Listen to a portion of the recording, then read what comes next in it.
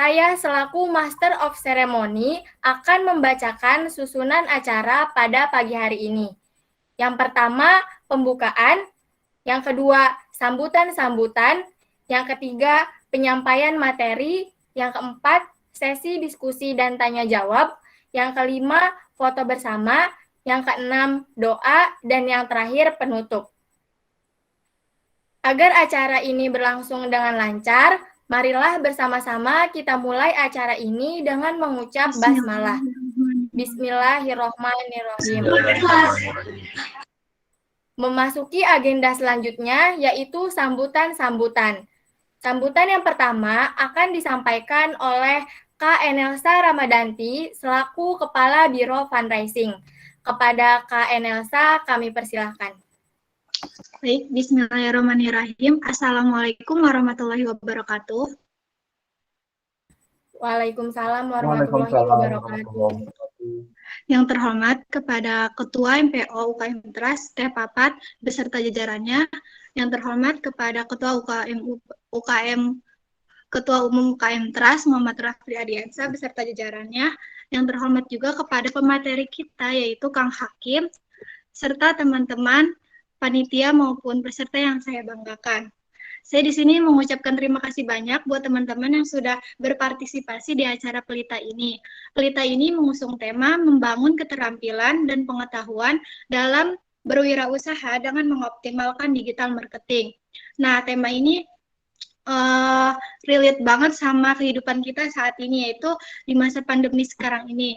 Nah, kita bisa memanfaatkan digital marketing dalam berwirausaha. Nah, buat teman-teman peserta dimohon untuk menyimak materi yang sangat luar biasa ini.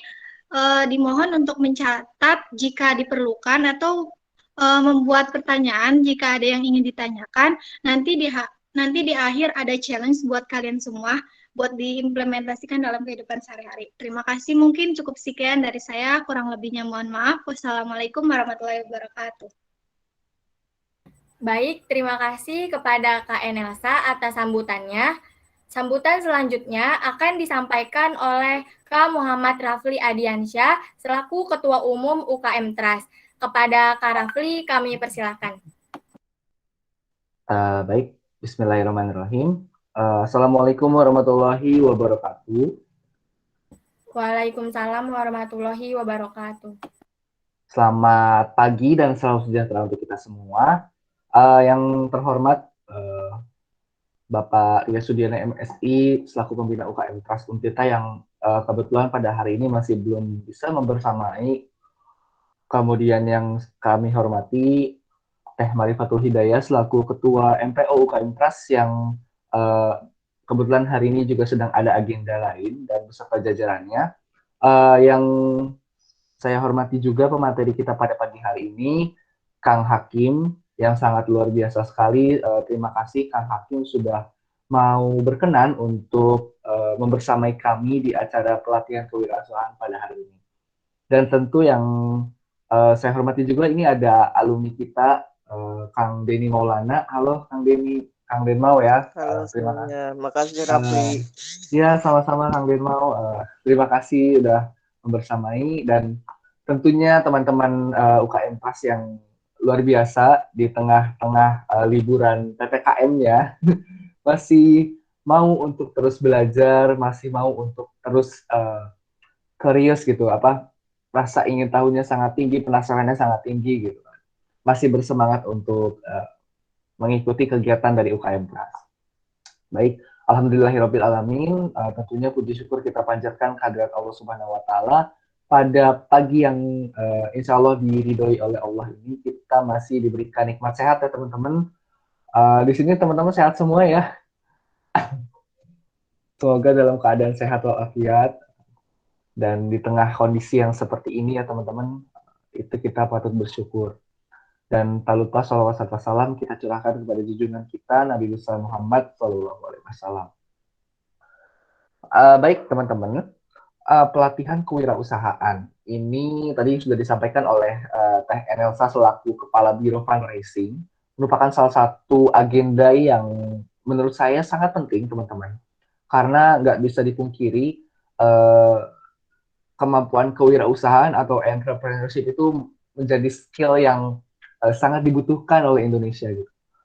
Mungkin teman-teman di sini suatu saat ada yang bercita-cita untuk menjadi pengusaha atau entrepreneur yang sukses. Gitu. Nah, ini merupakan salah satu jalan buat teman-teman untuk belajar. Apalagi kita nanti bakal belajar langsung nih sama Kang Hakim yang udah berpengalaman dan benar-benar udah punya basic gitu kan. Yang saat ini sudah menjadi co-founder dari PT Filatani Indonesia gitu ya teman-teman.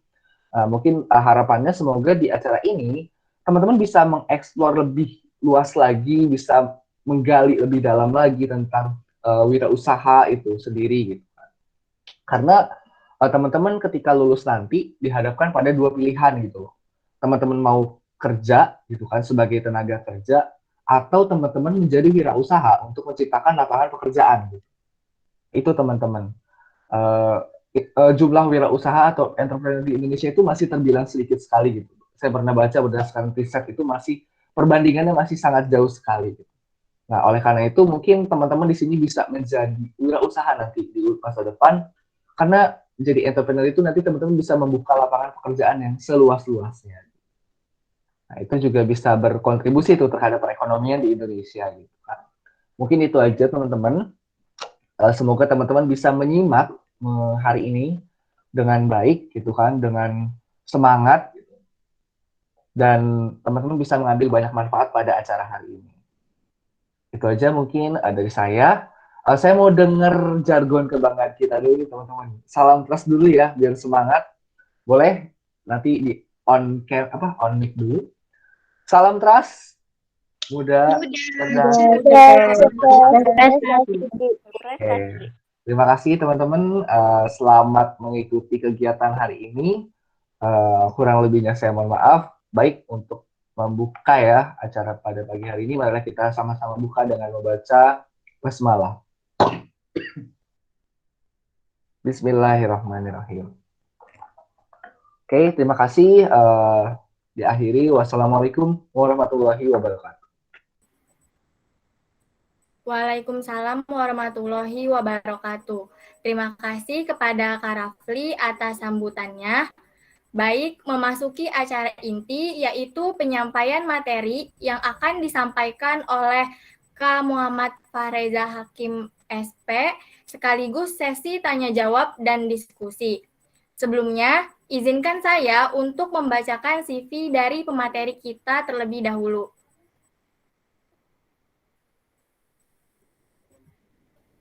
Nama, Muhammad Fahreza Hakim, tempat tanggal lahir, Jakarta, 22 Desember 1996. Nomor handphone 0857 7434 0698. Email fahrezahakimagb@gmail.com. Alamat Jalan AMD 4 nomor 104 RT 07 RW 08 Kelurahan Duri Kosambi, Kecamatan Cengkareng, Jakarta Barat. Nah, beliau ini merupakan lulusan program studi agribisnis Universitas Sultan Ageng Tirtayasa. Dan beliau juga saat ini merupakan co-founder dari PT Filatani Indonesia.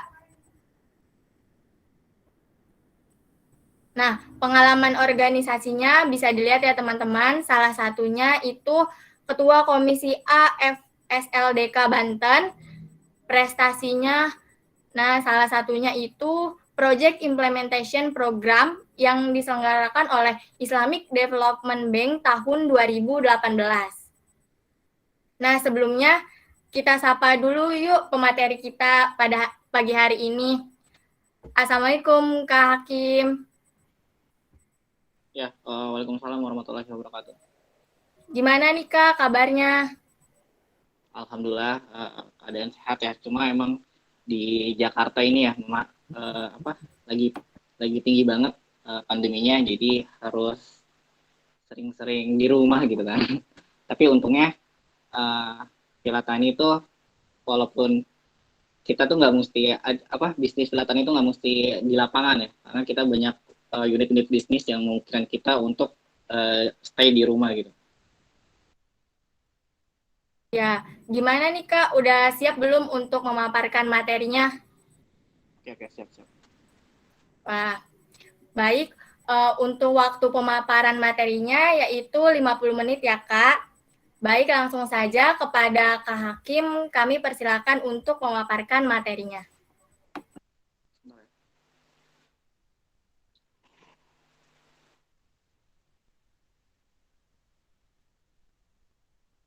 Lagi koneksi.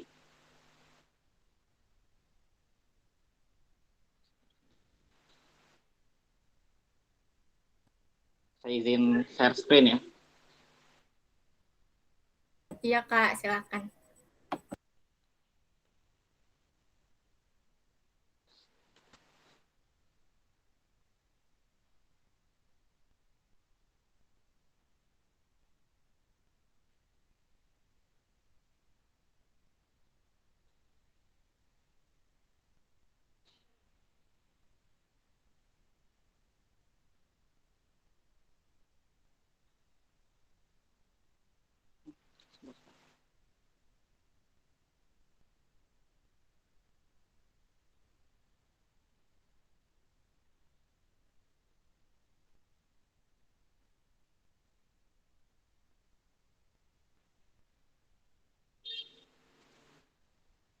Ya, judulnya optimalisasi digital marketing, build your business with digital marketing. Ya, izin mengenalkan diri. Saya Farid Hakim. Jadi pasca lulus kuliah ya, jadi semester 7 atau 8 saya udah aktif di startup pertanian. Waktu itu dapat pendanaan dan ada 5 tim ya. Jadi sebelum lulus semester 7 saya ngebangun namanya Ayo Wisata Agro. IG-nya masih ada kayaknya. IG-nya masih ada. Itu fokusnya bagaimana kita mendatangkan konsumen untuk keliling UMKM pertanian. Nah, itu basisnya juga via digital marketing. Nah, bahkan kita juga pernah sampai di mendatangkan sekitar 200 peserta gitu. Dan 4 bulan tuh, selama 4 bulan kita bisa sampai 400 konsumen dari proses digital marketing. Nah, mereka tuh kemana aja? Ada yang di kebun Al-Quran, terus ada juga di UMKM pertanian, hidroponik, jamur, dan lain-lain. Nah, nanti teman-teman bisa lihat di Instagram Ayo Wisata Agro. Nah, cuma itu hanya bertahan sampai akhir bulan ya. Karena Karena proses bisnis itu berjalan tuh dinamis banget gitu kan. Tiba-tiba kita nggak tahu gitu kan. Tiba-tiba ada corona gitu kan. Itu kan potensi wisata kan jadi kehapus gitu. Nah, setelah itu saya mendirikan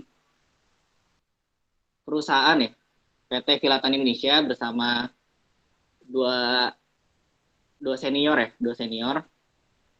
Pak Haribowo dan Mas Patoni. Nah, kita mendirikan Vilatan Indonesia.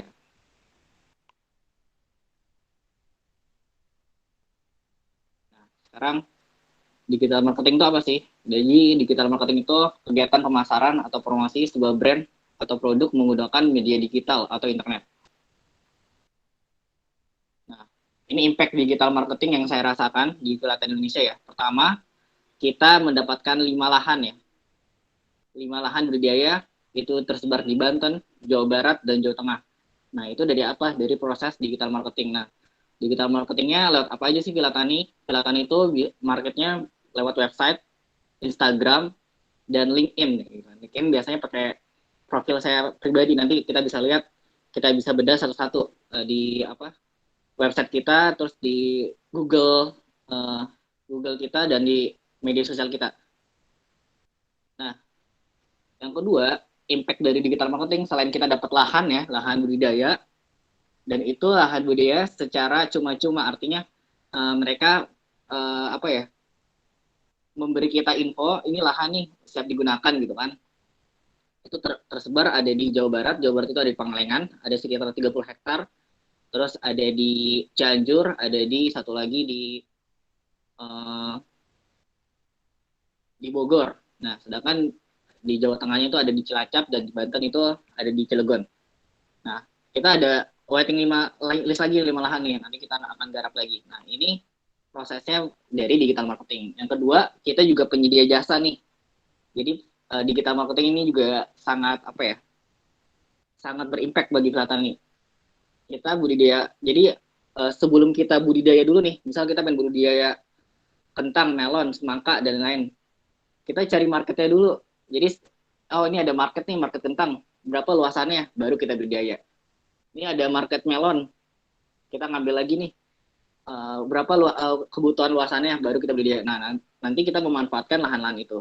Yang kedua, dari proses digital marketing, Filata Indonesia dalam 3 bulan dapat mengumpulkan 712 juta pendanaan. Jadi itu dari orang-orang yang ingin membiayai produksi atau budidaya filatani. Nah, itu dari 712 juta yang didanai, itu ada sekitar 106 orang yang terlibat di dalamnya. Nah, ini namanya peer-to-peer lending. Jadi dalam skema mengumpulkan dana gitu kan, ada yang minjem uang ke bank, ada juga dengan peer-to-peer lending. Nah, Filatani ini untuk budidayanya karena modalnya cukup besar, kita menggunakan peer-to-peer lending. Nah, peer-to-peer lending itu apa? Kita kampanye online. Baik itu kerjasama dengan platform lain, maupun kita kampanye sendiri dari platform kita. Misalnya, kalau di bidang sosial, kan ada yang namanya kitabisa.com ya. Nah, kitabisa.com itu biasanya dia mengkampanyekan program-program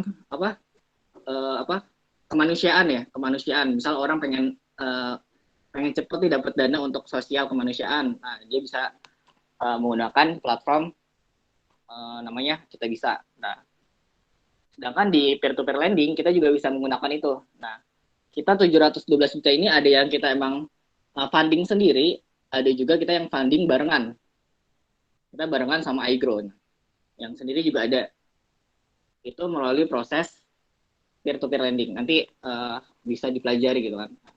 Selain kita, pertama ya, kita mendapatkan lahan, total ada 10, nanti ada 5 lahan lagi yang akan kita optimalkan. Terus kita dapat pasar. Jadi sebelum kita budidaya, kita marketing dulu nih. Cari pasarnya dulu, baru budidaya. Yang ketiga, kita dapat pendanaan sebesar 712 juta selama 3 bulan. Itu untuk budidaya melon, semangka, dan kentang. Dan yang keempat, kita mendapatkan SDM gitu kan. Kita mendapatkan SDM sebesar 467 petani. Jadi ada 467 petani yang terdampak pendanaan. Itu tersebar di Banten, Jawa Barat, dan Jawa Tengah. Nah, itu biasanya kita update-nya di Instagram kita. Nanti teman-teman bisa lihat di filatani.id. Nah, yang terakhir kita mendapatkan akses benih unggul dan kebutuhan produksi pertanian melalui digital marketing juga.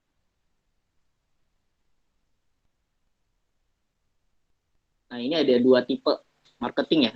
Ada tradisional, ada digital marketing ya.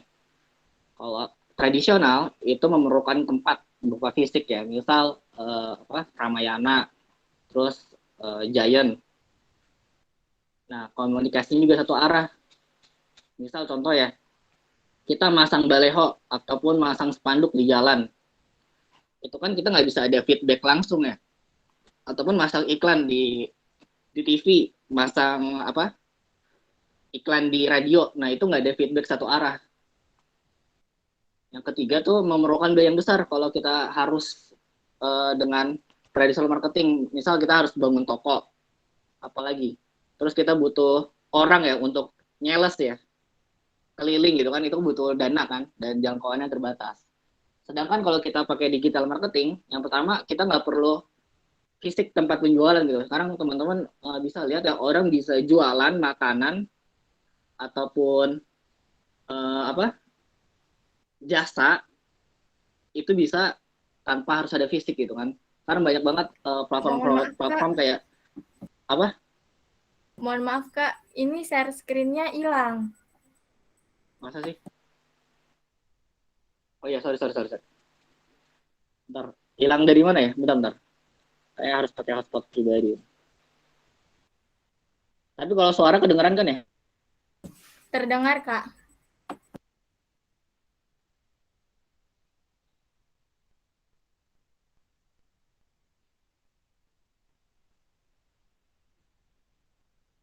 Hilangnya baru apa dari tadi?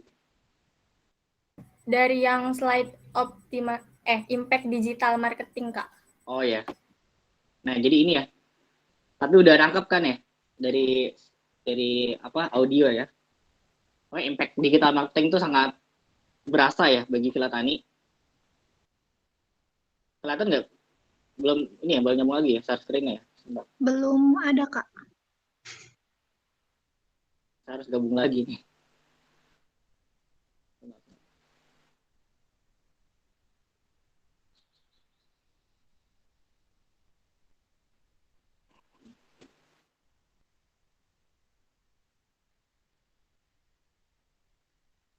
Sorry.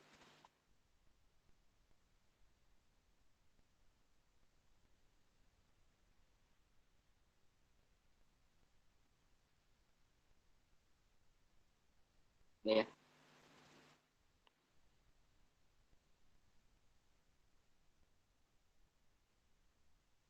Nah, jadi impact digital marketing ke Villa Tani skip gambaran ya. Kita bisa dapatkan 5 lahan budidaya di Banten, Jawa Barat, Jawa Tengah, dan ada waiting list lagi 5 lahan. Terus kita bisa dapat market yang besar, terutama di kentang, melon, dan semangka, dengan sistem B2B ya. Jadi kalau teman-teman manfaatkan SEO atau Search Engine Optimasi ataupun dengan website, teman-teman itu konsepnya B2B. Nah, tapi kalau dengan Shopee atau Marketplace itu konsepnya B2C. Nah, kita juga Villa Tani juga dalam 3 bulan dapat pendanaan 712 juta lewat kampanye online, terus bisa mendampingi 467 petani dan mendapatkan akses menu unggul dan kebutuhan produksi pertanian melalui online marketing. Nah, tadi ini ya gambaran tradisional marketing dan digital marketing. Nah, sedangkan kalau digital marketing kita bisa komunikasi 2 arah, terus budgetnya juga kita bisa kontrol. Beda dengan tradisional marketing. Kalau misal kita nyewa lapak gitu kan, nyewa lapak sebulan 1 juta. Nah, dengan digital marketing kita bisa kontrol nih. Sehari itu kita pengen berapa sih budgetnya? Ada yang 10.000, ada yang 20.000, ada yang 30.000. Kita bisa kontrol. Nanti teman-teman saya ajarin gimana ngiklan lewat Facebook ya. Jadi untuk awal ya bisa ngiklan lewat Facebook. Nah, nanti dari Facebook itu bisa dioptimasi ternyata Facebook dan Instagram, jadi bisa barengan. Dan kita juga bisa mensegmentasi pasar. Beda kalau dengan offline ya. Jadi di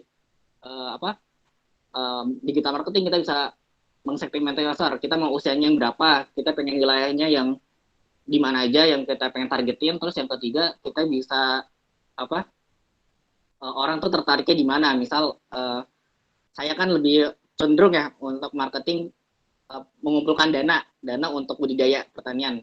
Nah, itu kira-kira siapa sih yang tertarik dengan itu? Yang pertama pasti orang yang suka investasi. Terus yang kedua orang yang suka dengan finansial ya. Terus yang ketiga orang suka dengan pertanian gitu kan. Nah, nanti kita bisa bedah satu-satu. Nah, jangkauannya bahkan sampai bisa luar negeri. Misal kita pengen masarin tempe pengen masarin ke Malaysia. Nah, kita bisa gitu kan, bisa targetin pasar di Malaysia. Cuman harus dihati-hati dengan ads ya. Kalau ads itu harus diperhatikan segmentasinya, jangan sampai kita buang-buang duit gitu. Nah, kita harus membangun audiens kita, menentukan segmen pasar sebelum memasarkan produk nih. Misal kita pengen masarin produk berupa masker ya. Masker. Nah, kita harus tentuin dulu nih yang segmentasi maskernya tuh lebih banyak kemana nih wilayahnya, misalnya wilayahnya tinggian di Jakarta ataupun misal di Lebak ya. Nah, kita bisa tentuin. Berarti di Jakarta nih karena ketertarikannya lebih tinggi. Nah, itu juga bisa dibantu dari Google Trends. Nanti kita lihat nih. Kita bisa bandingin masker tuh data pencariannya tuh lebih banyak di mana lewat Google Trends. Misal ada di Jakarta, Bandung. Nah, nanti bisa kita optimasi nanti di sesi akhir ya. Nah, itu juga dari sisi konten juga kita bisa lihat dari keywordnya yang sering muncul di Google itu apa. Nah, setelah menentukan pasar, segmentasi pasar, kita harus tahu nih harus menggunakan platform apa. Ada search engine optimasi yang tadi saya bilang. kita search ajang optimasi ini lebih ke website ya. Jadi orang ngeklik nih kan biasa muncul di halaman pertama. Nah, ini ada yang sifatnya ngiklan. Maksudnya kan teman-teman suka lihat ya kalau misalnya ngeklik atau nyari sesuatu di Google, terus paling atas ada bacaan iklan ya. Nah, itu ada orang itu bayar ya, itu berbayar. Ada juga yang organik. Organik tuh nggak ada bacaan iklannya, tapi dia tuh muncul di halaman pertama. Nah, itu juga ada apa kiat-kiatnya. Yang organik itu kayak misal apa ya, kita harus rajin bikin konten, terus kita harus sering-sering ngelihat keyword yang sering muncul tuh apa yang ada di Google. Nah, itu bisa dipakai. Yang kedua, itu sosial media. Sosial media berupa apa? Facebook, Instagram, Twitter, TikTok, ada YouTube. Nah, itu juga salah satu platform digital marketing. Yang ketiga itu marketplace. Marketplace itu semacam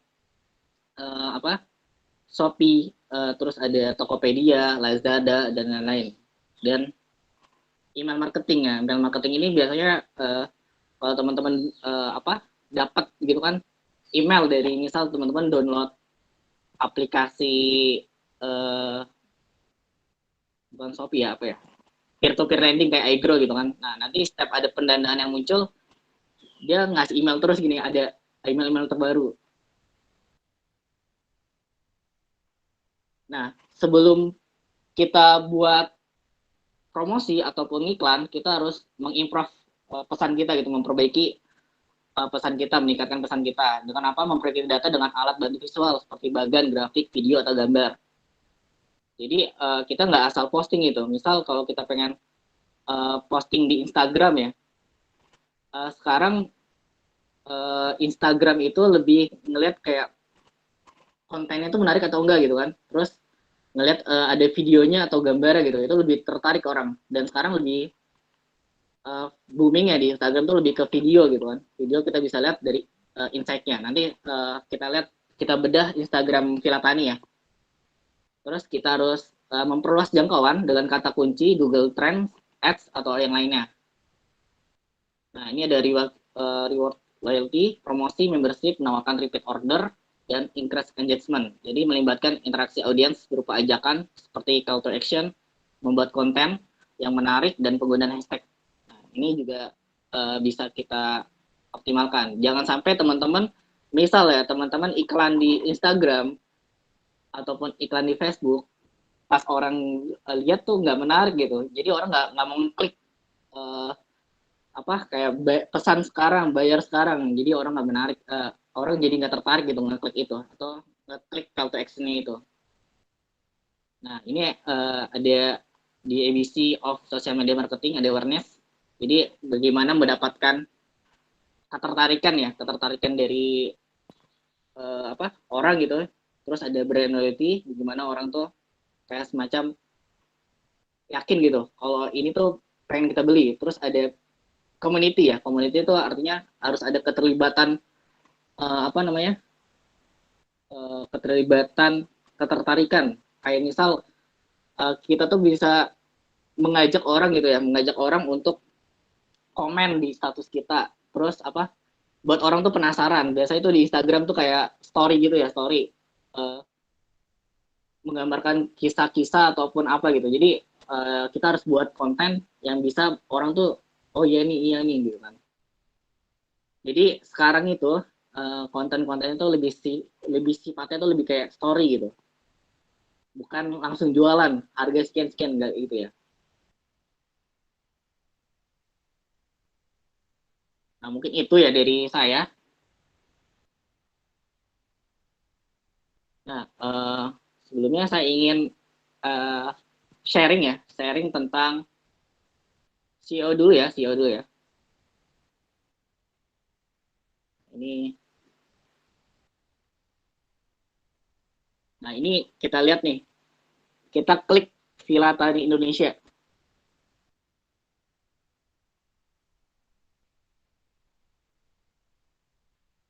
Nah, ini muncul nih.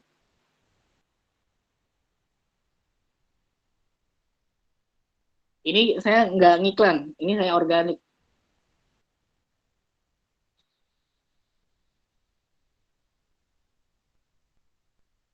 Kita lihat dari sisi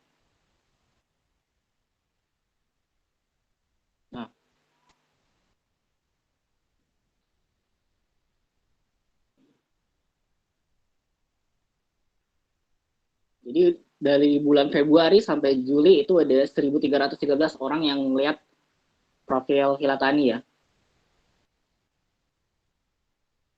Nah ini bisa dilihat juga platformnya. Ada dengan seluler, juga penelusuran, ada yang laptop ya. Nah ini maksud saya nih, orang-orang tuh sering cari Hilatan Indonesia tuh berdasarkan apa? Ada yang klik Hilatan Indonesia, jalan Cengkerai, ada yang Hilatan Indonesia, Hilatan Indonesia. Ini search engine-nya nih.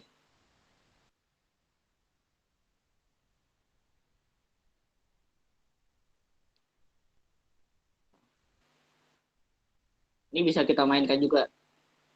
Nah ini juga ngaruh nih, kayak misal orang yang datang dan ngeklik kan, ada 89. Ada saya sendiri.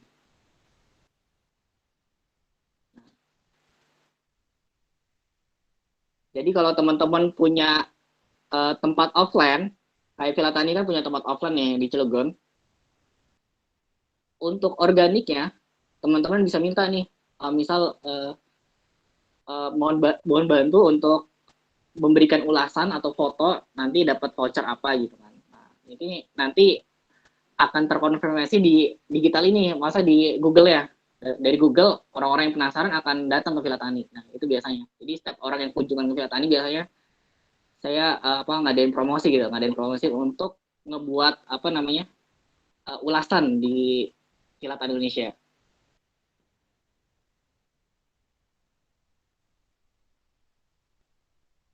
Itu Google Trends.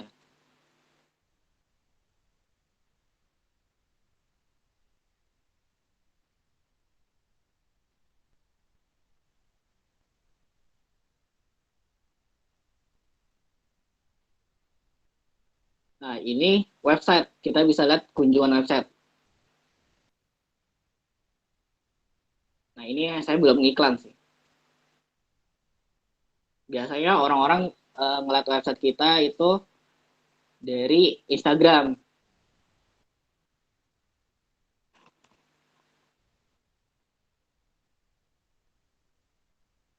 Nah, ini Instagram kita.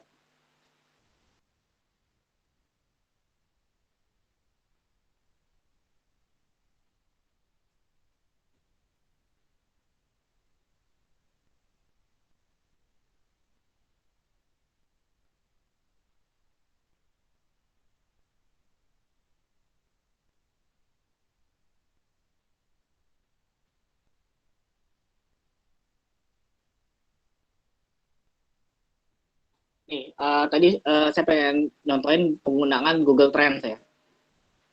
Misalkan saya jualan sayur-sayuran ya. Saya jualan kentang nih. Kita kentang ini ya, kentang Villa Tani itu bisa apa? Kita ngolah 5 hektar di Pengalengan dan langsung terjual B2B lewat eksportir dan koperasi. Misal teman-teman pengen jual kentang Indonesia.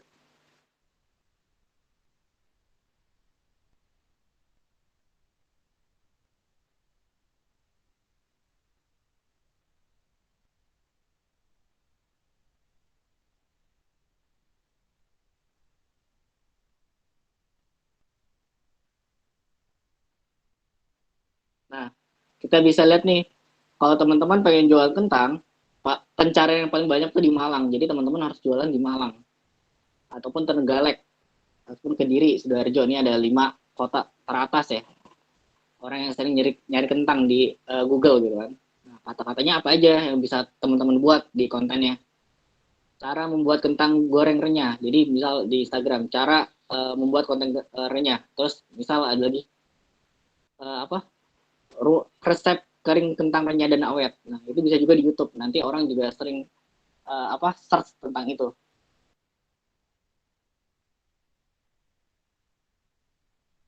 Misal teman-teman yang suka jualan kerudung, kira-kira mau pakai nama kerudung, hijab atau apa itu kan beda-beda ternyata. Misalnya kerudung segi 4.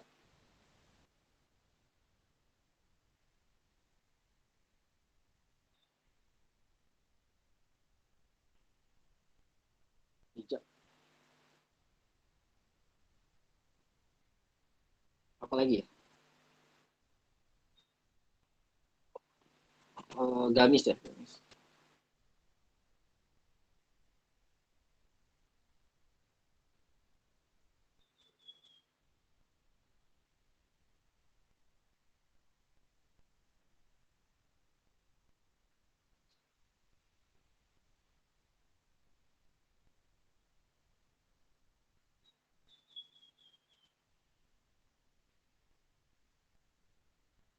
Nah, ini untuk kerudung segi empat paling tinggi itu di Jawa Barat. Jadi start itu paling banyak di Jawa Barat, terus Kalimantan, Banten, Kalimantan Tengah, daerah khusus ibu kota Jakarta. Nah, kalau teman-teman udah tahu ini, nanti teman-teman bisa hashtagnya tuh ini, dan bisa juga dengan bikin konten dengan gini, cara pakai kerudung segi empat terbaru, gitu kan, bisa. Nah, ini yang selama ini Filatani gunain. Nah, itu kan yang skema organik ya. Terus gimana kalau teman-teman pengen iklan gitu kan? Jadi bedanya iklan dengan organik, kalau organik kita benar-benar dari awal bikin kontennya, terus kita harus rajin-rajin bikin konten. Dan yang kedua itu dengan iklan. Kalau iklan tuh kayak misal apa yang kita pengen sampaikan tuh tertuju gitu, tertuju langsung dengan konsumennya.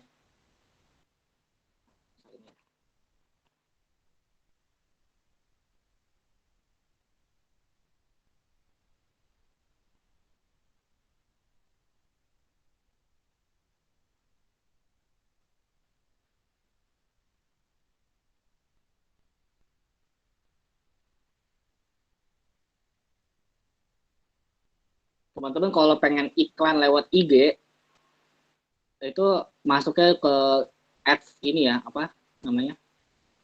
Ads, Facebook Ads Manager. Di sini ada nih.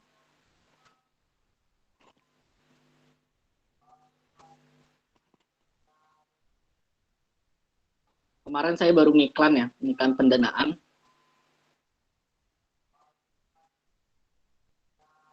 Lagi saya open dulu. Nah ini.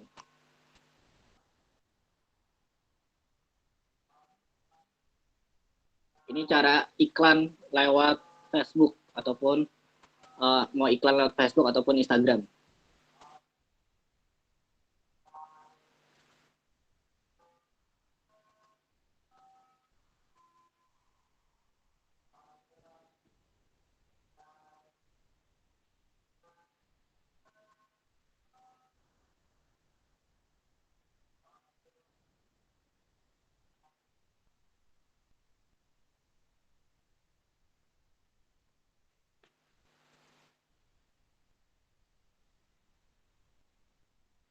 Nah, pertama kita tentukan dulu nih budgetnya. Kalau kemarin saya nentuin sehari 20.000.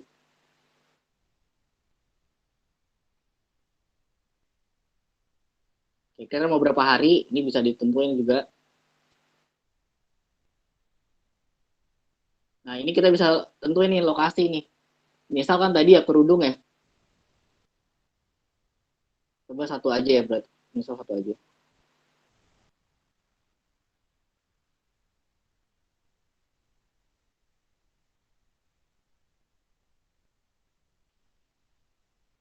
Misal kerudung segi empat. Tapi bagi yang apa? Yang terbatas ya. Internetnya agak ini.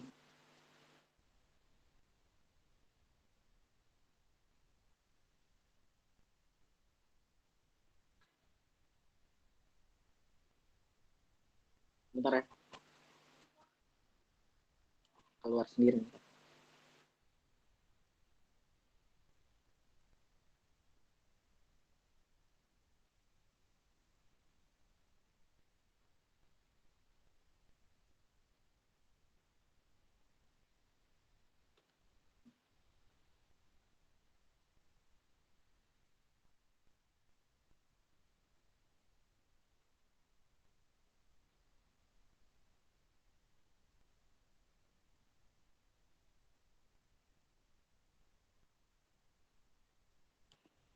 Udah kelihatan lagi ya. Nah, misal kita mau jualan kerudung ya. Ini bagi teman-teman yang mau iklan di ini ya, di apa? Di Facebook ataupun Instagram. Jadi pertama kita buka Ads Manager. Misal di sini kampanyenya kerudung. Lalu, lihat ya. Nah, sebelum iklan kita harus tahu dulu nih dana kita ada berapa. Kalau teman-teman pengen iklan ya, iklan di Instagram atau Facebook, cari tahu dulu nih dananya ada berapa nih.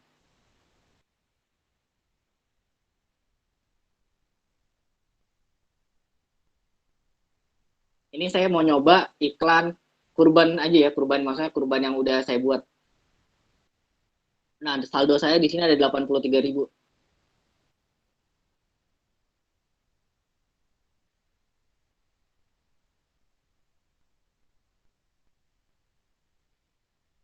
Saya akan buat iklan kurban.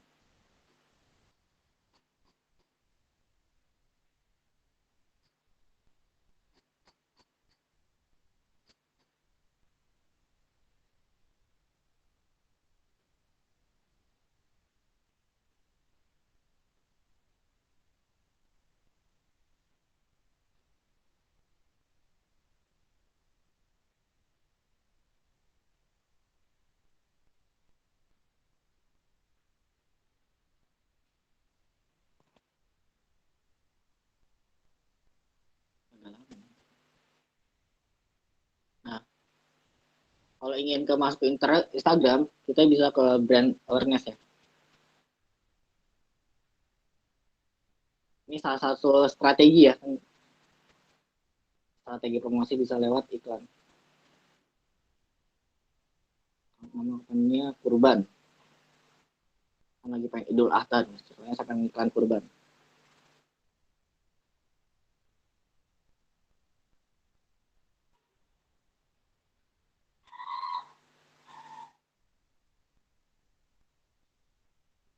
Nah, ini kan ada sosial isu atau eleksi or politik ya. Nah, ini kita nggak pakai ini ya.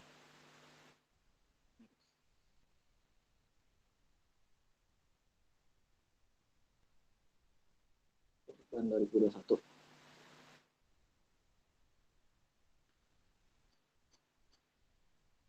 Misal saya pengen budgetin dana saya 20.000. 20.000.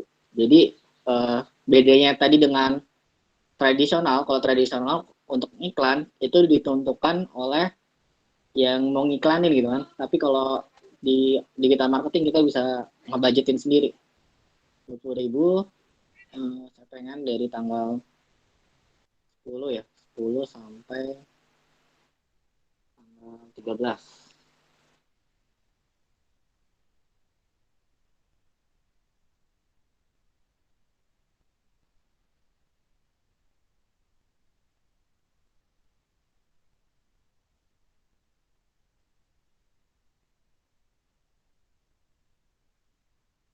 Nah, ini kita bisa tentuin nih lokasinya di mana. Misal kita bisa nentuin dari apa?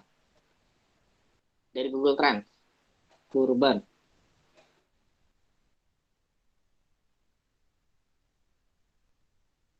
Indonesia ya. Coba di kota.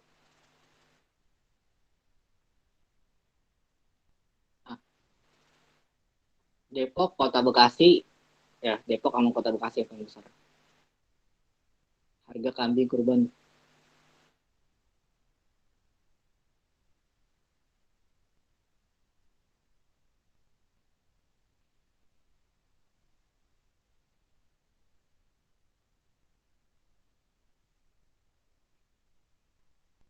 Depok.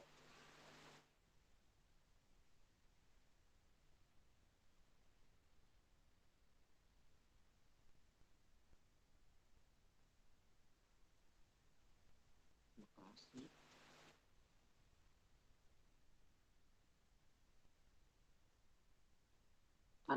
Karena Villa Tani di Banten ya kurbannya, kita masukin Banten juga.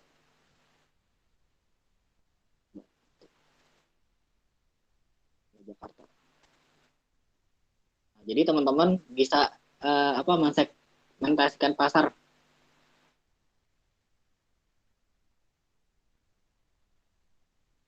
misal usia pengorbanan itu berapa? Rata-rata itu 20 ya, 23.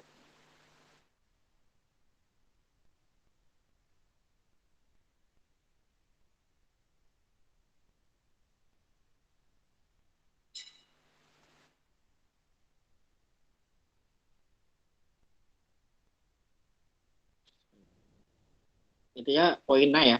Teman-teman bisa nentuin umurnya berapa, terus juga bisa nentuin juga interestnya. Kalau kurban tuh apa sih interestnya? Misal lebaran. Lebaran ada 6 juta. Terus apa lagi? Eh, kurban.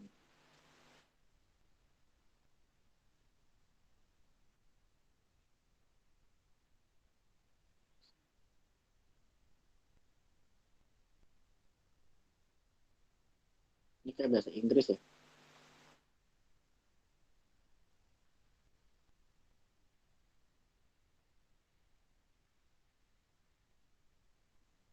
Lebaran.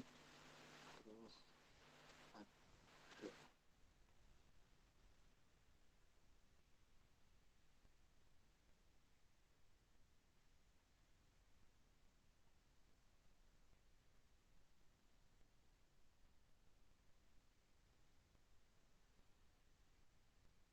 daging ya.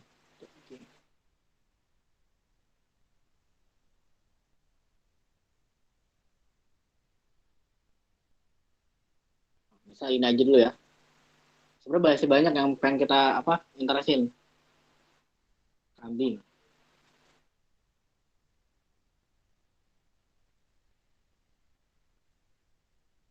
Coba.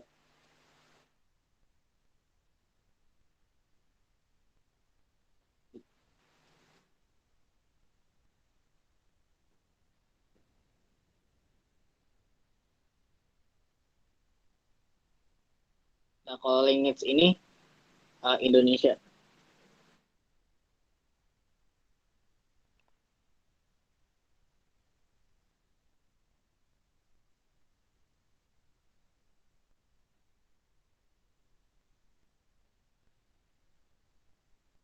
Nah, ini bisa ditentuin nih, teman-teman pengen iklannya di mana? Mau di Facebook kah, di Instagram kah, atau di semuanya? Misal kita di semuanya ya.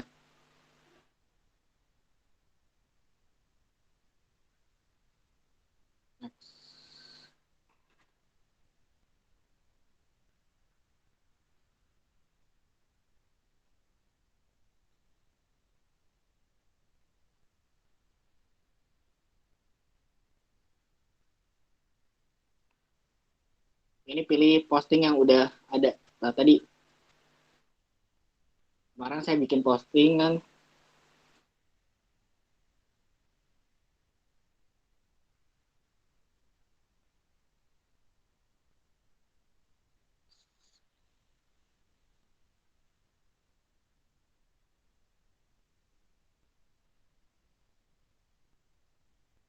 Nah, misalnya nih, tadi saya pengen ngiklan ini nih.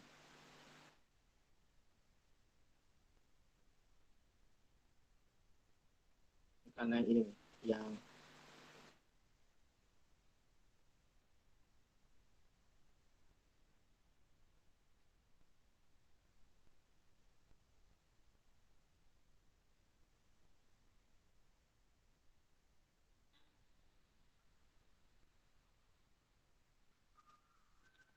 waktu sampai jam berapa ya?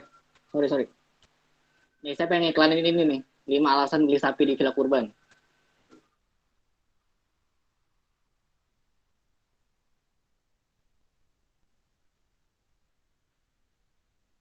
Misal masuk ke web Villa Tani.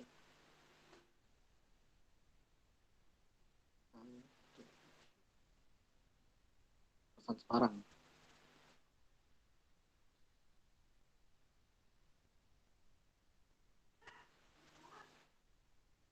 Nah, tinggal dipublish, simple sih.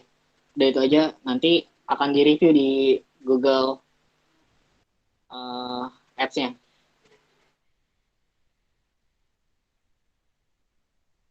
Nanti akan ter-review di sini.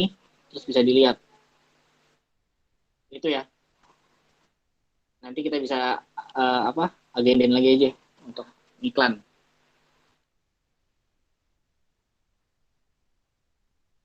Contohnya kayak gini. Ini saya habis ngiklan di sini nih. Ngiklan tentang si Dodi dan si Akbar.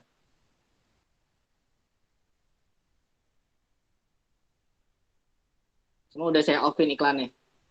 Ini udah masuk dana dari 45 slot, sekarang sisa 20 slot. Jadi berapa tuh satu slotnya 2 juta. Nah, teman-teman hitung aja berapa yang udah masuk. Kita lihat insight-nya. Nah, dari iklan yang saya tampilkan, ada 22.000 orang ya. Di explore kan di Instagram suka ada explore. Ada ini, terus ada 92 kunjungan profil, terus ada ketukan situs web. Jadi dari situs webnya ini kita arahin langsung ke web kita. Jadi biasanya ini kan udah mati ya, iklannya. Biasanya di sini ada nih, saya kemarin tuh pesan sekarang masuk ke sini nih, masuk ke Villa Tani.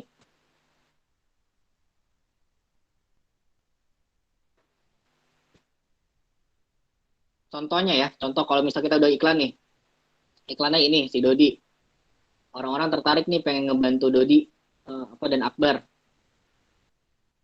Nah, saya arahin masuk ke sini, terus pembelian link slot semangka. Jadi link yang iklan itu masuknya ke sini. Tapi teman-teman terus langsung pembayaran di sini. Jadi closing di sini.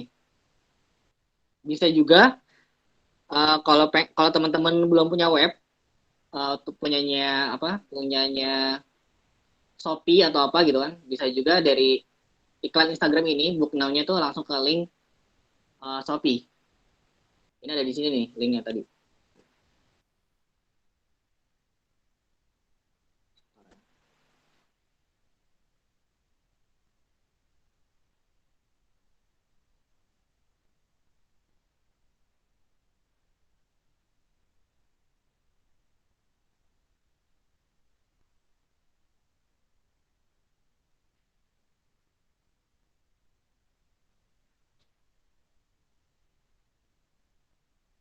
Kan suka jualan Shopee ya.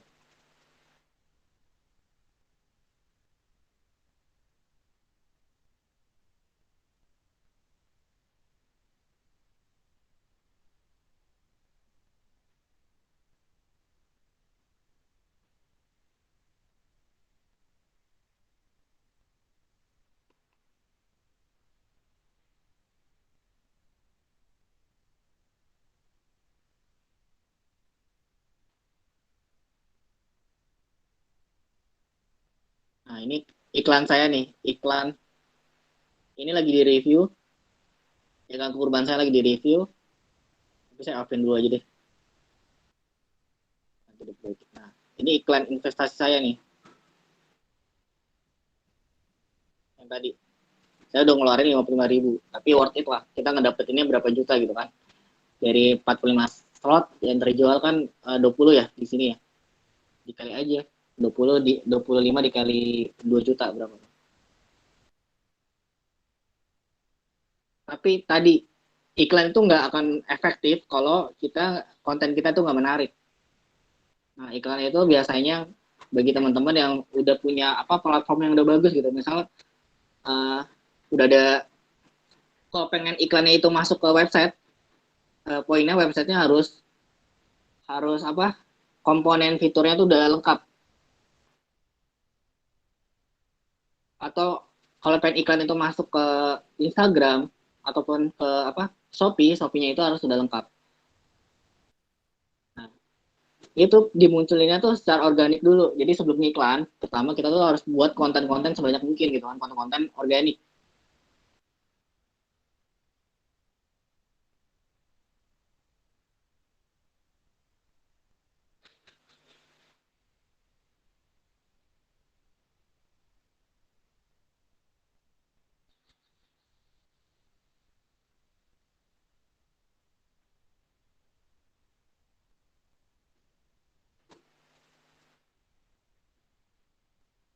Nah, sedangkan kalau teman-teman pengen jualan lewat Shopee ya, saran saya apa?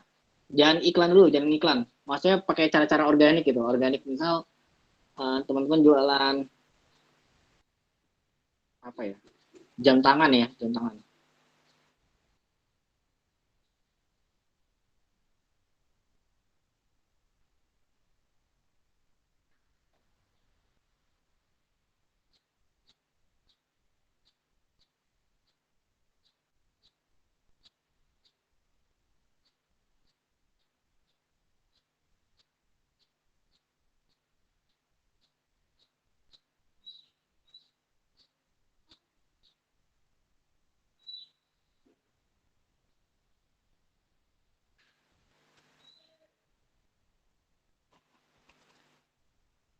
Nah, kalau saya waktu itu jualan minuman ya namanya panen rempah ya, jahe merah.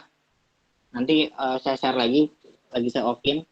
Jadi itu konsepnya saya ngarahin teman-teman yang pengen beli itu lewat Shopee gitu kan. Atau jadi kita arahin aja dari pembeli nih, misal Instagram ya.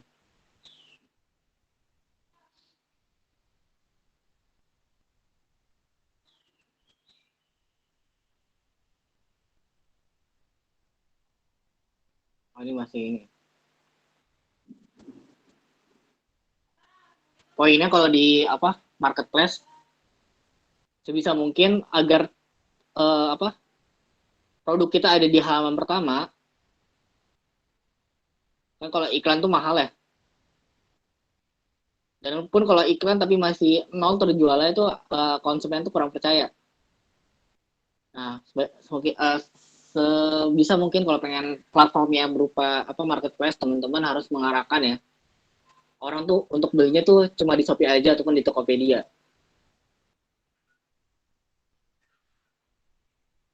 Mungkin itu ya dari saya. Sebenarnya bisa kita ulas lagi ya.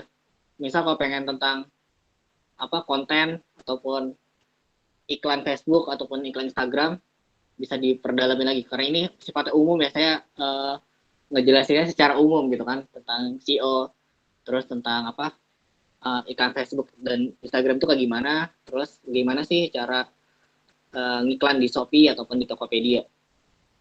Tapi selama ini Filatani ya, khusus yang Filatani kita hanya berbasis Instagram, Google dan website, udah itu aja. Tapi alhamdulillah dengan itu memudahkan kita mempertemukan petani dengan pasar dengan pendanaan.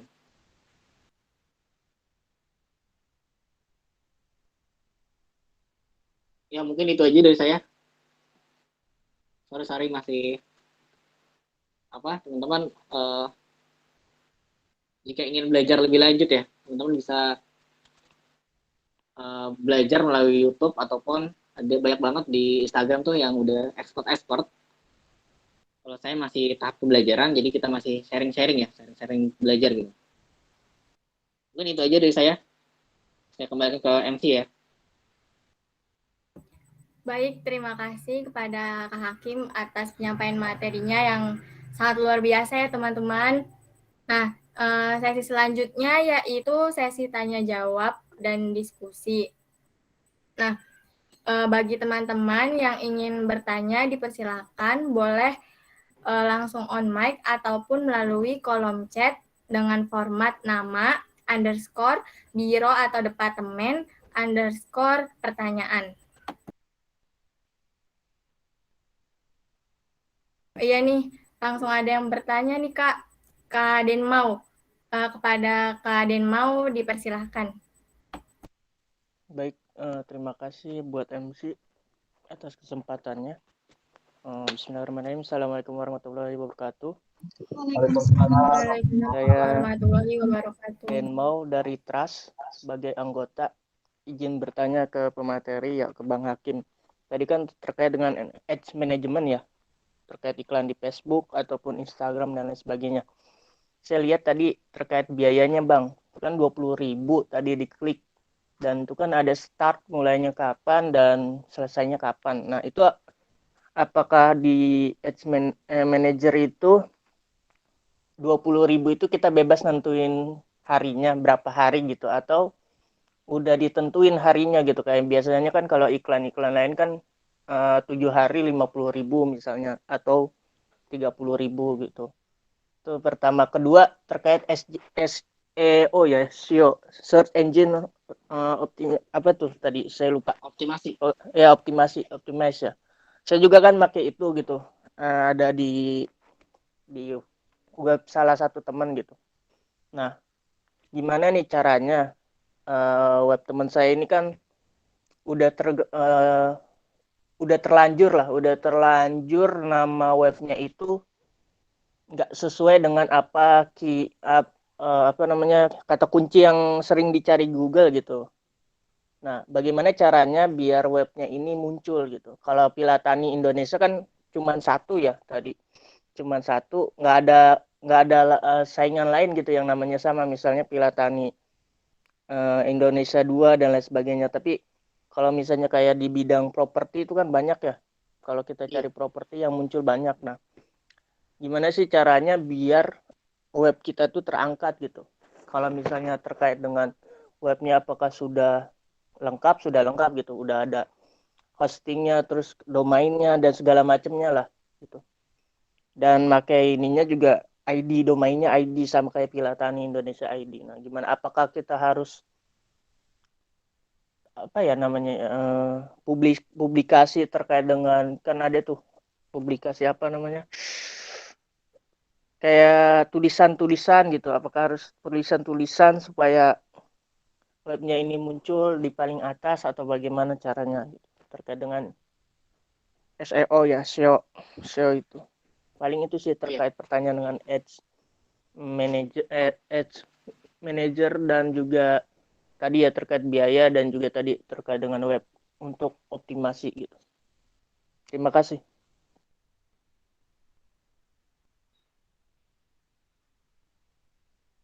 Baik, terima kasih Kadin Mau atas pertanyaannya. Untuk Kak Hakim bisa langsung dijawab pertanyaan dari Kadin Mau.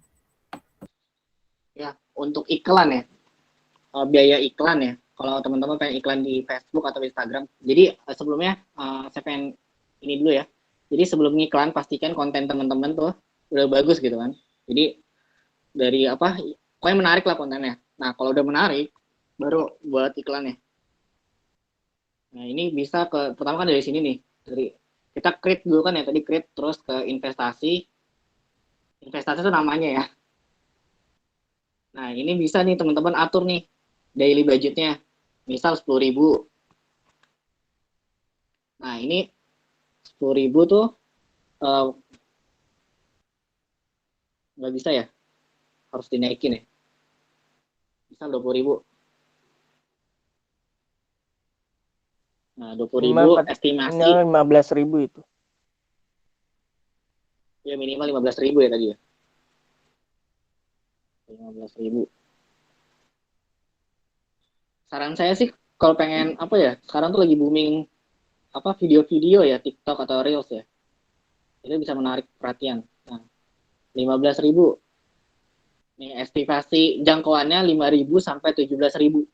Artinya kita di ekspor tuh bisa 17.000 orang yang lihat. Oh, Ini kita bisa berarti kalau tentukan. iklannya itu Iya. Nah, ini kita bisa ikutkan. Kita mau kapan nih tanggalnya, startnya. Misal kita mau nentuin. Kalau ini kan saya udah ya, udah otomatis iklan ya, jadi nggak bisa diubah. Kemarin saya iklan tanggal 7 ya, tapi kita bisa nentuin di startnya ini, misal tanggal 10. Tapi kita juga bisa nentuin berhentinya kapan. Berhentinya tanggal 15. Atau tanggal berapa, bebas. Nah, nanti tinggal dikaliin aja. 15.000 kan, kalau misalnya tanggal 15 kan, berarti kan berapa? 8 ya? 8 dikali 15.000 itu berapa? Dikaliin aja, itu estimasi biayanya. Nanti kita bisa lihat dari sini.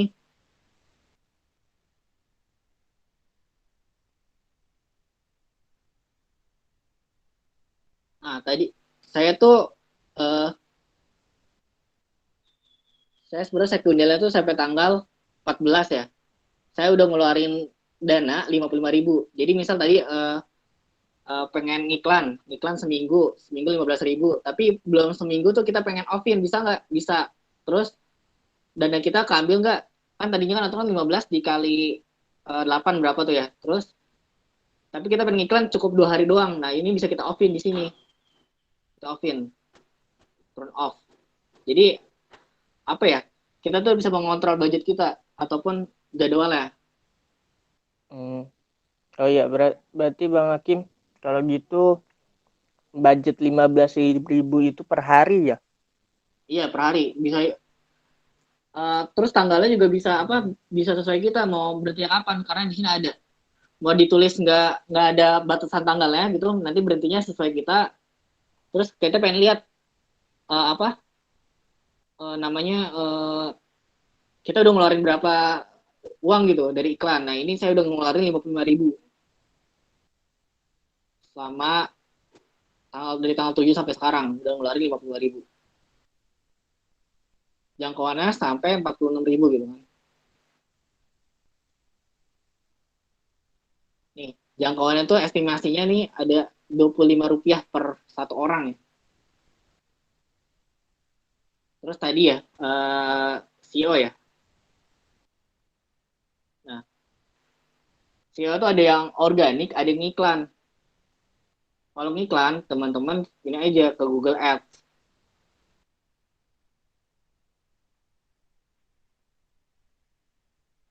Nah, teman-teman iklan ada di sini.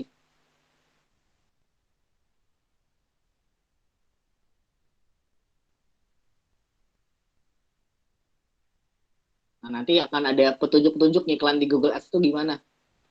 Contoh ya kalau misal ya, kerudung ya, kita lihat.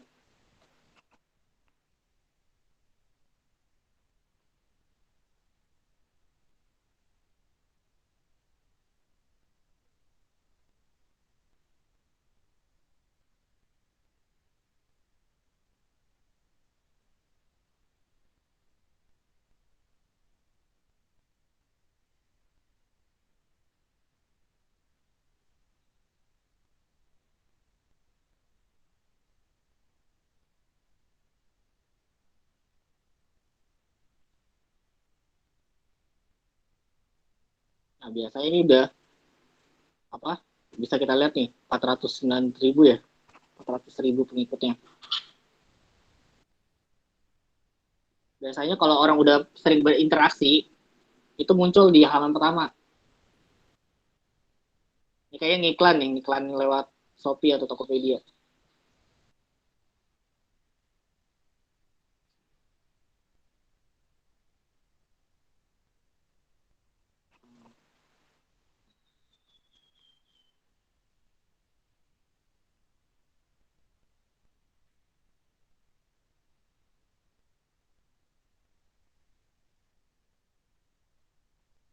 Jadi ada dua cara, ada yang iklan ataupun organik. Kalau organik itu harus recent konten. Nah, kalau Kilatani uniknya kita waktu itu uh, organik ya, organik dengan bantuan media.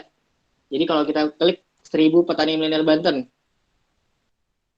muncul tuh apa?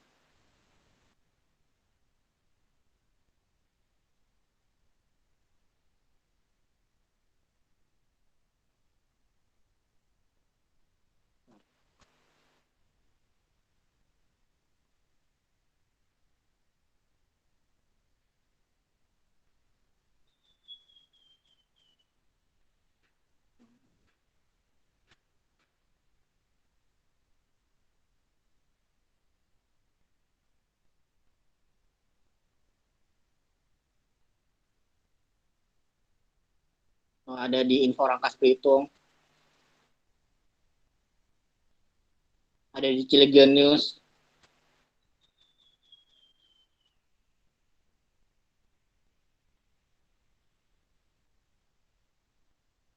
Terus satu lagi, dan mau apa? Pengen apa website tentang apa? Tentang ini, apa namanya, eh, ke arah ini properti pembangunan gitulah. pembangunan rumah. properti ya. Ya, jadi kan kalau misalnya tadi kan Bang Hakim jelasin cuman organik dan iklan ya. Kalau iklan kan sudah pasti gitu. Kalau kita banyak iklan gitu hanya jangkauannya luas dan banyak menyebarkan itu kan otomatis nanti akan naik sendiri. Nah, kalau misalnya yang organik nih, kan selain tadi kalau Pilatani kan search engine optimize-nya udah plek gitu. Kalau kita klik Pilatani Indonesia, ya udah munculnya Pilatani Indonesia gitu. Sama kayak kalau kita punya blogspot, kita kalau ketik blogspot kita munculnya blogspot kita. Nah, selain itu ada gak gitu tips and trick gitu secara Kalau organik setahu gitu Bang saya ya, Hakim biar webnya muncul. Karena banyak nih kalau kalau setahu saya properti yang nanti bisa namanya di sama. Iya Bang Hakim. ya. Pertama kita bisa ini kalau misal kita susah untuk klik dari sini ya, dari Google ini ya. Tadi triknya apa? Kita bisa dari apa? Dari Instagram ataupun media sosial terus kita sambungin gitu. Misal kalau website kita tuh udah apa masih sepi, tapi Instagram kita ataupun Facebook kita tuh apa banyak gitu kan pengikutnya. Nah, kita bisa ngarahin dari media sosial masuk ke web kita. Nah, nanti kalau udah sering-sering orang berkunjung ke web kita itu akan muncul sendiri. Itu sih apa triknya gitu. Maksudnya kasih link dari Instagram bisa ke web gitu kan. Sama kayak Villa tadi juga gitu. Villa tadi itu lebih ininya dari apa media sosial terus disambungin ke web. Jadi makanya muncul gitu. Oke, makasih Bang Bisa Hakim. juga bikin bikin konten terus gitu di apa di story-nya misal tentang properti.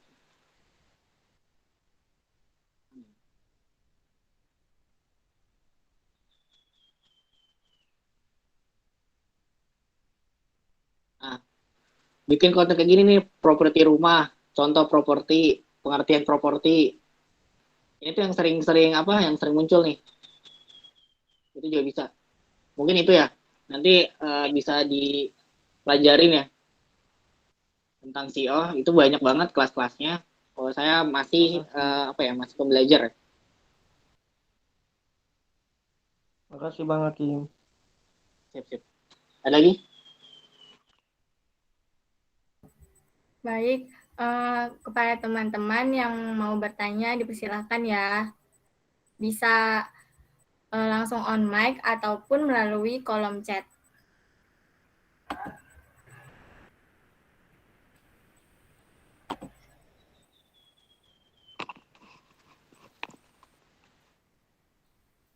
Sambil nunggu pertanyaan dari teman-teman peserta, ini Kak, saya punya pertanyaan nih. Boleh. Izin bertanya ya Kak. Berkaitan dengan kondisi saat ini, bagaimana cara kita untuk bisa bersaing dalam penggunaan digital marketing dengan perusahaan-perusahaan yang memang sebelumnya telah menggunakan digital marketing dari sebelum pandemi.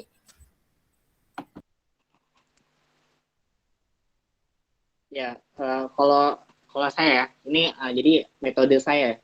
Misal saya jualan apa? Jualan minuman jahe. Nah, biasanya kalau kita tuh punya segmentasi pasar sendiri. Jadi sebelum kita iklan keluar, upayakan kita udah berjualan dulu nih di apa circle kita gitu, di WhatsApp gitu. WhatsApp itu lebih mudah. Kita jualan lewat WhatsApp. Nanti setelah dari WhatsApp kita lihat perkembangannya bagus atau enggak ya. Kita baru beranjak ke segmentasi yang lebih luas lagi. Karena kalau kita apa ya, kalau kita ngelawan perusahaan-perusahaan yang udah lebih dahulu, itu yang ada malah kita kalah gitu. Jadi kita fokusnya jangan ngelawan perusahaannya, tapi kita fokusnya ke segmentasi pasarnya gitu kan. Itu ya, nangkep nggak sih? Iya Kak, terima kasih ya Jadi Kak atas. fokusnya tuh bukan apa ya kayak Villa Tani ini ya. Villa Tani itu kalau pengen apa misal bersaing dari sisi mencari pendanaan kan ada platform iGrow misal di apa di peer to peer lending itu ada banyak, ada iGrow, ada Santara ya, Santara di Instagram juga ada, terus ada juga crowd terus ada Tani Hub ya, Tani Hub itu crowdfundingnya tuh Tani Fund. Nah, Piala Tani kan ini juga ngumpulin pendanaan ya. Tapi apakah kita bersaing dengan mereka gitu? Tapi kita fokusnya ke segmentasi pasarnya. Bukan bukan fokus ke perusahaan-perusahaan yang udah besar. Kalau kita fokusnya ke udah ngedown duluan, itu nggak jalan-jalan. Tapi kita harus fokus dari segmentasi pasar. Itu ya. Baik, terima kasih Kak. Nah, yuk teman-teman yang mau bertanya dipersilakan ya. Kalau nggak bisa on mic, boleh melalui kolom chat dengan format nama, _biro atau departemen, _pertanyaan.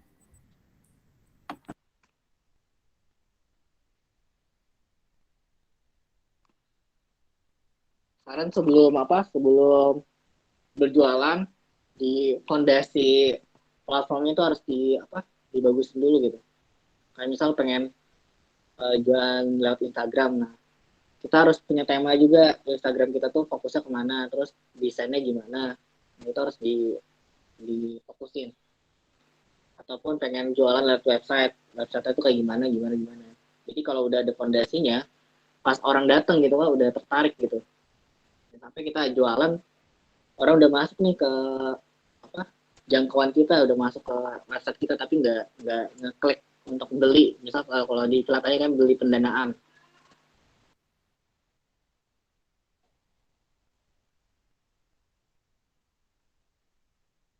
Oh iya nih Kak, ada yang ingin bertanya lagi. Kak Rafli, kepada Kak Rafli dipersilakan. Punten, apakah soal saya terdengar jelas? Jelas. Baik, terima Terdengar kasih. Kak. Terima kasih sebelumnya Bang Hakim yang udah menyampaikan materi yang luar biasa banget. Ini baru ya, ilmu baru buat saya pribadi khususnya gitu. Mungkin saya ingin bertanya, pertama mungkin mewakili teman-teman yang lain ya, mungkin ada yang sama gitu. Ketika kita ingin memulai suatu bisnis gitu ya, start untuk membuat bisnis, menurut pengalaman yang udah Bang Hakim lalui gitu kan, hal-hal apa aja sih Bang yang sekiranya harus kita siapkan gitu? Tadi kan kayak menentukan segmentasi pasar atau dari sisi produknya gitu kan.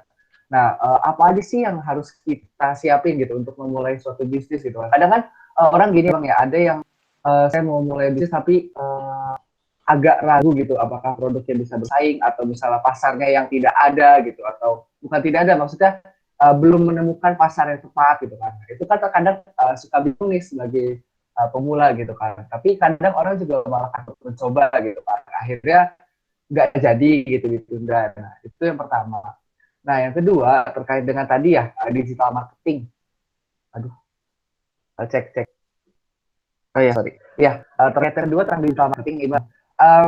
Tadi yang Instagram Ads ya, menurut Abang sendiri, kira-kira lebih efektif mana gitu yang harus kita lakukan nih sebagai pebisnis, antara Instagram atau Facebook Ads atau melalui marketplace gitu, mana yang lebih efektif gitu kan? Gitu. Itu sih Bang yang paling yang ingin saya tanyakan. Terima kasih. Ya, sama-sama. Izin jawab ya langsung ya. Jadi yang pertama ya, untuk memulai ya, gimana sih cara-caranya ataupun kiat-kiatnya. Kalau saya sendiri saya tuh belajarnya dari kuliah gitu kan sama kayak teman-teman nih. Jadi dulu saya ikut TRAS ya. Jadi orang-orang yang biasanya ikut lomba dari sisi bisnis plan ataupun kalau PKM-nya sering ikut PKM kewirausahaan, itu udah dapat feel-nya tuh dari awal. Maksudnya kita bagaimana ngebangun bisnis itu berdasarkan research. Jadi saya kayak ngebentuk Ayo Wisata Agro, ngebentuk Pilatan Indonesia, itu nggak langsung, ayo nih buat Pilatan Indonesia, tapi harus ada research-nya, research yang mendalam gitu kan. Misal, kenapa sih saya pengen ngebentuk Pilatan Indonesia? Pertama, saya ngeliat petani ini tuh kesulitan dari modal. Kedua, sulit dari masarinnya gimana. Yang ketiga, petani itu bingung nggak punya lahan gitu kan, nggak punya lahan. Terus yang keempat, kita lihat petani ini butuh pendamping. Nah, makanya Villa Tani itu menghubungkan gitu kan, menghubungkan. Nah, ide saya itu saya pasarkan gitu. Ide itu saya pasarkan, terus saya ketemulah orang yang tepat gitu kan. Jadi kalau kita nih, saya sebagai fresh graduate ya kan, dari semenjak Ayo Wisata Agro pun sekarang Villa Tani Indonesia, yang nggak punya modal apapun, apa nggak punya modal, istilahnya nggak punya kapital, tapi kita punya ide, kita bisa gitu kan, mempresentasikan ide kita ke orang-orang yang potensial. Kebetulan kemarin ya, saya ini membentuk Villa Tani ini bareng sama Haribowo ya, Mas Haribowo itu sama Mas Potoni. Nah, Mas Haribowo ini kalau teman-teman ketahui, dia itu komisaris di BUMD Agro Banten. Nah, kenapa sih saya bisa kenal dari gitu dari mereka? Karena saya waktu mahasiswa saya aktif gitu, aktif ikut kayak perlombaan ataupun kegiatan-kegiatan yang yang impian saya tuh ada dalam kegiatan itu. Nah, saya ketemu Mas Haribowo, terus yang Ayo Wisata Agro itu saya ketemu sama Kang Nur Agis Aulia. Nah, dari jaringan itu barulah sama Mas Hari ini saya mempresentasikan gitu kan, Villa Tani Indonesia itu kayak gimana, terus di Villa Tani Indonesia itu unit bisnisnya apa aja. Nah, dari situ baru kita kan Mas Hari ini kan punya kapital ya, sedangkan saya mungkin energi sama ide. Nah, itu digabungkan. Nah, tambah lagi masuk lagi Mas Fatoni. Jadi itu untuk awalnya untuk memulai sebuah bisnis, teman-teman harus tahu dulu, harus riset dulu. Habis riset, kalau teman-teman nggak punya dana ataupun nggak punya modal, teman-teman bisa ikut lomba-lomba gitu kan, lomba-lomba. Ataupun kayak saya bisa ataupun kayak saya bisa mendekati orang-orang yang potensial. Saya jadi ingat ya gitu kan, saya pakai cara itu saya ingat cerita Sandiaga Uno. Waktu itu kan dia kan baru dipecat ya, baru PHK, tapi dia butuh butuh perusahaan itu dibiayain.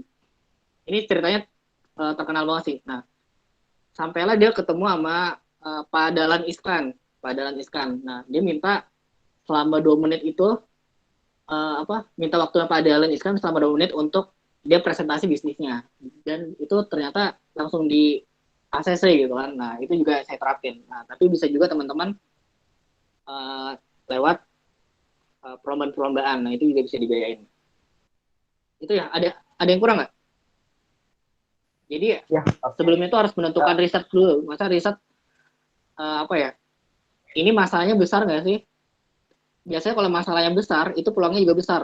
Jadi sebelum menentukan bisnis itu kita harus tahu dulu nih, ini masalahnya masalah kecil atau masalah besar. Kalau masalahnya besar, itu peluangnya besar. Kalau masalah kecil, itu peluangnya kecil. Nah, saya ngeliat di Villa Tani ini mengambil masalah yang besar, masalah terutama kesejahteraan petani. Nah,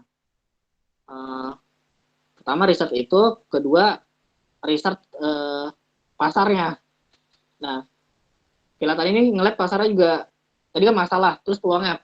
Villa Tani ngeliat ternyata pasarnya juga luas. Banyak orang yang punya duit banyak ya, duit banyak, tapi bingung tuh mau ngapain gitu kan duitnya. Terus banyak juga kan instrumen-instrumen investasi, ada trading saham, ada peer-to-peer lending, ada juga obligasi dan lain-lain. Nah, kita ngambil orang ini kenapa nggak ngedanain petani yang butuh modal gitu kan. Nah, kita kampanyain. Terus banyak juga orang-orang yang punya lahan tapi nggak teroptimalkan. Nah, itu kita kampanyain, mau nggak sih lahan itu dioptimalkan dengan diberdayakan oleh si petani ini. Itu sih. Nangkep nggak ya? Jadi emang harus dibentuk pas mahasiswa nih. Jadi pas mahasiswa harus, menurut saya mahasiswa itu aksesnya masih sangat luas ya. Maksudnya kita bisa masuk kemana-mana gitu. Tapi kalau udah bukan mahasiswa lagi itu udah sulit gitu dapetin jaringan. Nah, jaringan itu terbentuk itu pas mahasiswa. Kalau bisa sih kita ngebentuk tim startup itu bisa dari awal kuliah gitu. Jadi bisa nyari-nyari gitu. Mana yang pas nih. Misalnya kita jago bikin desain grafis, bikin konten, kita cari orang yang jago jualan, cari juga orang yang jago keuangan. Jadi untuk membuat sebuah startup itu harus ada 3 gitu kan, 3 komponen. Pertama ada namanya pertama tuh ada hacker, ada hipster, sama hustler. Saya ingat nih, teman-teman kalau nonton startup ya, drama Korea startup nih, saya banyak pelajaran di situ. Kalau hipster itu lebih ke arah ngedesain, hacker itu membuat suatu program, dan yang hustler itu lebih ke penjualan. Nah, di Via tadi ini ada 3 komponen ini. Pertama ada hipsternya itu lebih ke Mas Fatoni, bagaimana dia ngedesain gitu kan. Yang kedua ada hustlernya itu bisa saya dan Mas Bowo gitu kan. Dan ada hackernya hacker itu bukan berarti apa ya harus bisa orang bisa buat aplikasi ya. Hacker itu bisa juga orang bisa membuat sebuah produk. Nah, itu harus ada komponen-komponen itu. Itu aja kali ya. Terus yang kedua, tadi pertanyaan yang kedua, apa lupa saya? Kalau sebagai pebisnis pemula, Bang, Oh ya. kira-kira mana yang lebih efektif ya gitu, antara e-commerce atau tadi mengandalkan ads manager gitu?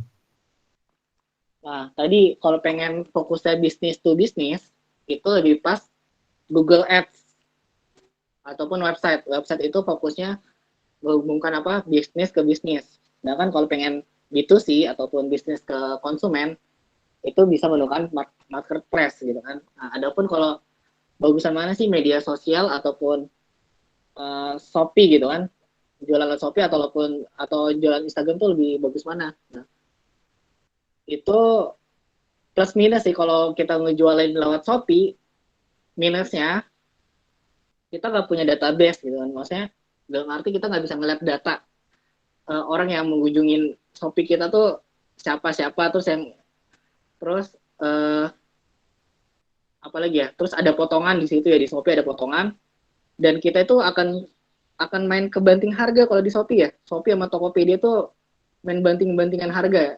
Dan yang kedua, ternyata si Shopee-nya itu sendiri bisa buat produk gitu sama kayak kita. Misal dia bisa ngeliat produk kita nih, misal produk kita minuman kita paling laris, nanti diduplikasiin juga bisa. Nah, itu minusnya ya kalau di marketplace tuh banting harga. Sedangkan kalau di media sosial, minusnya itu apa ya, kepercayaan ya, ataupun trust ya, trust. Jadi kan kalau di Shopee kan ada apa, orang tuh percaya untuk ngebayar ini karena uangnya masuk ke Shopee dulu ya. Nah, kalau di media sosial, apalagi kalau media sosialnya belum bagus ya performanya, itu apa ya, banyak apa penipuan gitu kan. Tapi enaknya di media sosial kita bisa apa ya, kita punya market sendiri ataupun mall sendiri kan. Kalau di Shopee kan kita numpang di mall orang lain ya. Tapi kalau kita punya website, punya media sosial, itu mall kita gitu. Jadi kita bebas mau ngapain aja gitu. Sedangkan kalau di Shopee kita numpang di mall orang, bisa-bisa apa ya, kita harus bayar potongannya, bayar apa. Sedangkan kalau di website ataupun di apa media sosial, itu jadi mall kita sendiri. Plus minus sih, banyak plus minusnya. Oke, siap. Dan efektifnya gimana sih? Bisa juga lihat nih, kalau misalnya bapak-bapak ataupun orang tua itu biasanya di Facebook ya, jualan lewat Facebook. Terus kalau anak muda bisa lewat Instagram. Itu sih rekomendasinya. Ya, ada lagi? Oke, cukup Bang. Makasih banyak atas jawabannya Bang Hakim.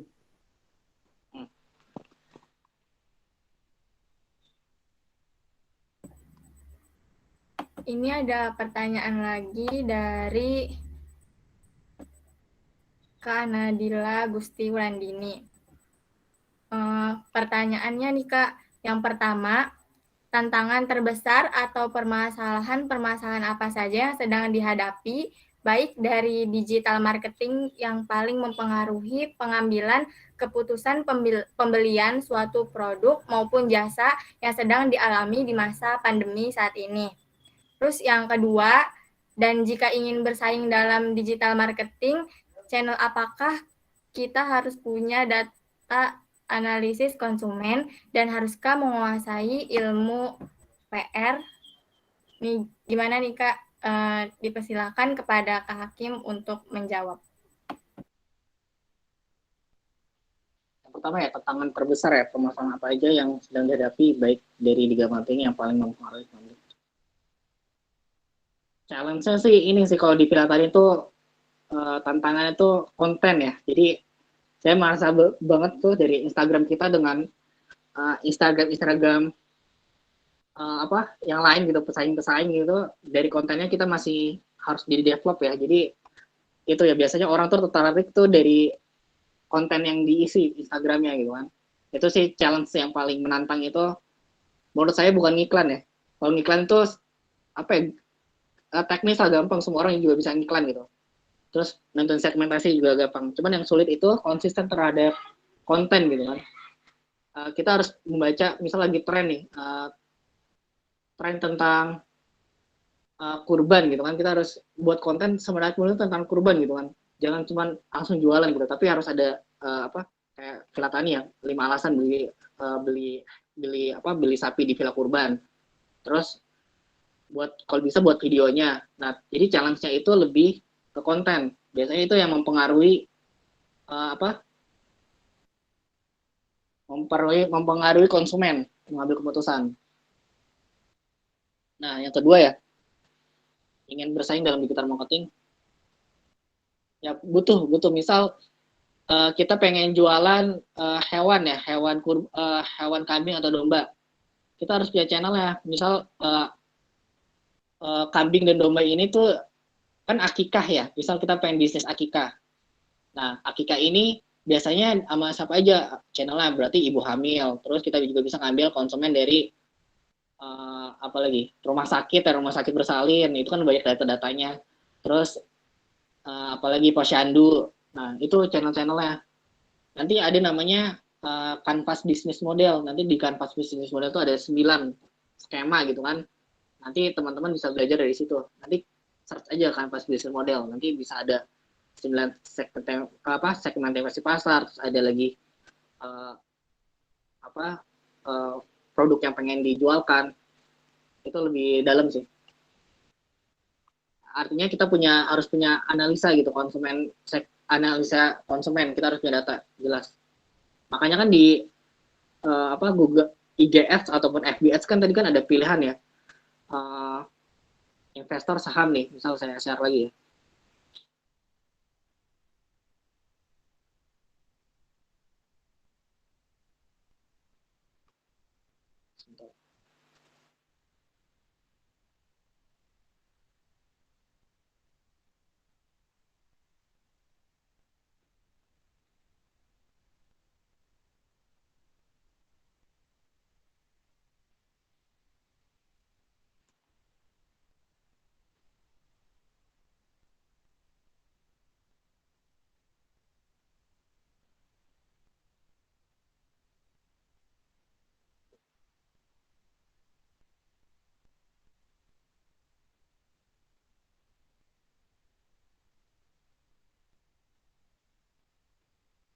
Nah, saya kan ngiklan peer-to-peer lending ya, masa ngiklan ngumpulin dana. Kita bisa nentuin segmentasinya. Orang tuh lebih tertarik mana? Agribisnis, angel investor, pertanian, terus investor, apalagi peer-to-peer lending, agriculture, investment. Nah, tapi kalau misalnya pengen jualan kerudung, berarti kan tinggal ganti aja perempuan, terus apalagi syar'i, apalagi ntar klik aja di sini. Nah, itu bisa tahu. Ataupun di Google Trend untuk nentuin channelnya.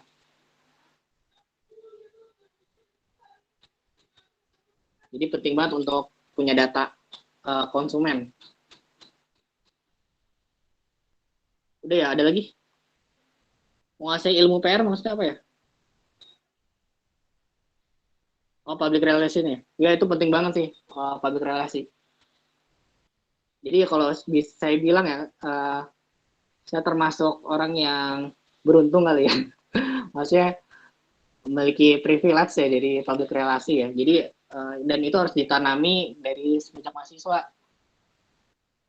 Jujur ya, kayak misal saya dapat program penelitian di Jember. Waktu kuliah itu aslinya program itu tuh seharusnya seleksi gitu kan. Cuma saya lagi penelitian, tiba-tiba ditelepon gitu kan sama dosen. Terus diterbangin lah ke Jember, terus dapat pendanaan ya. Sebulan tuh 4 juta ya. Dan saya tuh 2 bulan meneliti di situ. Dan itu lumayan banget. Nah, itu didapat dari ilmu public relasi ya. Jadi selama masih mahasiswa, itu manfaatkan tuh jaringan-jaringan. Karena itu yang bisa, bisa, pasca kuliah itu sangat dibutuhkan. Nah, biasanya nih, itu didapetin dari sering-sering kita berlatih gitu, berarti jadi MC atau apa gitu kan, ataupun ngikutin kegiatan-kegiatan organisasi. Nah, itu channelnya luar biasa tuh. Bener nggak? Public relasi gitu ya? Nggak mesti menguasai sih, tapi intinya kita harus emang bersosialisasi dengan orang-orang yang pengen kita tuju untuk impian kita. Ada lagi nggak ya?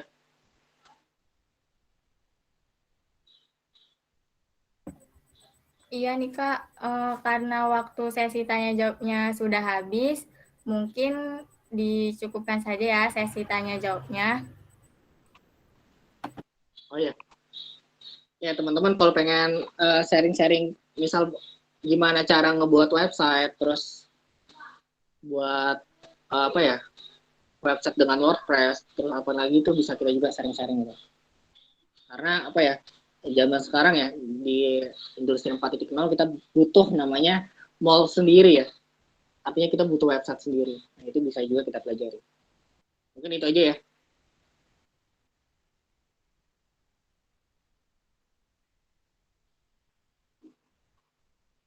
Ya, silakan lanjut MC. Iya nih Kak, ada satu lagi nih Kak pertanyaan ternyata dari Kak Nadila nih. Katanya penasaran banget nanya. Mungkin gimana nih Kak, bersedia nggak untuk menjawab? Oh ya, boleh. Kepada Kak Nadila, mungkin dipersilakan.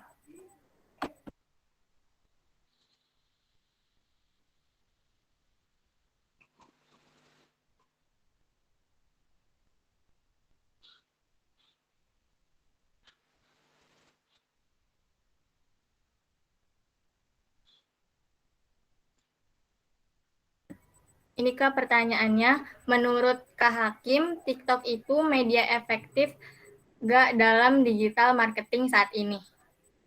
Silakan dijawab Kak Hakim. Oh ya, siap. Oh, jadi ini Kak, satu lagi. Kalau Villa Tani sendiri menggunakan TikTok atau tidak sebagai media pemasarannya? Oh ya. Pertama ya, TikTok ini ya, saya nggak pakai TikTok ya, maksudnya saya nggak pakai TikTok, tapi saya ngelihat ya penjualan, lihat dari orang-orang ya, penjualan TikTok juga itu efektif juga ya, apalagi kalau segmentasi kita itu remaja gitu kan. Jadi itu menurut saya ya. Jadi TikTok itu salah satu media digital marketing. Yang kedua, Villa Tani sendiri ini belum menggunakan TikTok, tapi kita mungkin akan buat ya TikTok ya. Saya seru juga buat TikTok. Jadi kan TikTok itu kan nggak cuma untuk joget-joget ya, tapi itu juga bisa kayak platform untuk jualan, sama kayak YouTube ya. YouTube itu kalau misal kita lihat ya YouTube-nya Atta Halilintar ataupun Raffi Ahmad, itu kan mengandung secara nggak langsung tuh dia lagi jualan gitu kan, jualan biasanya bembeng atau apa gitu, tanpa kelihatan iklan. Nah, itu juga ngaruh gitu kan.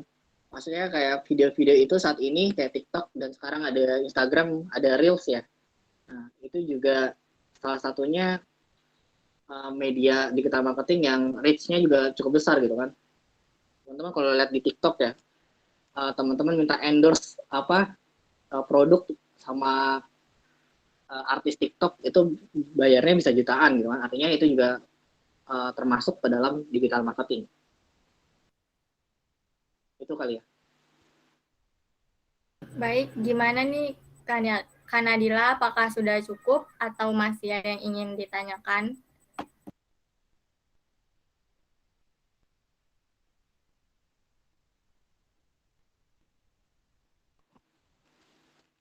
Sepertinya sudah cukup ya, Kak. Sekali lagi terima kasih kepada Kak Hakim atas materinya yang sangat luar biasa. Mungkin dicukupkan saja untuk sesi tanya jawabnya. Demikian diskusi kita pada pagi hari ini. Sebelumnya saya akan membacakan kesimpulan terlebih dahulu. Nah, ternyata digital marketing ini mempunyai impact yang sangat besar ya teman-teman. Seperti bagi yang tadi sudah dijelaskan oleh Kak Hakim, bagi Villa Tani Indonesia sendiri itu bisa mendapatkan lahan, terus mendapatkan SDM, kemudian ada juga tradisional marketing dan digital marketing. Kalau misalkan digital marketing ini kita bisa komunikasi dua arah dan juga biayanya itu bisa dikontrol sesuai dengan budget yang kita punya. Kalau misalkan tradisional marketing, kita itu memerlukan tempat fisik, terus komunikasinya juga hanya satu arah, dan budget iklannya itu ditentukan. Kemudian pasti ini sebelum iklan juga kita harus mempunyai konten-konten yang menarik.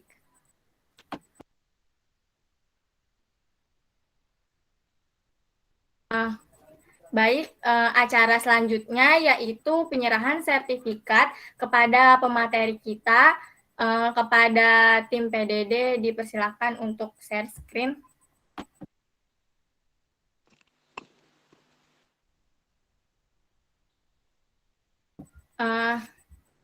Ini sertifikat dari kami, mohon diterima ya Kak. Terima kasih banyak atas ketersediaan Kak Hakim untuk menjadi pemateri dalam acara Pelita kali ini.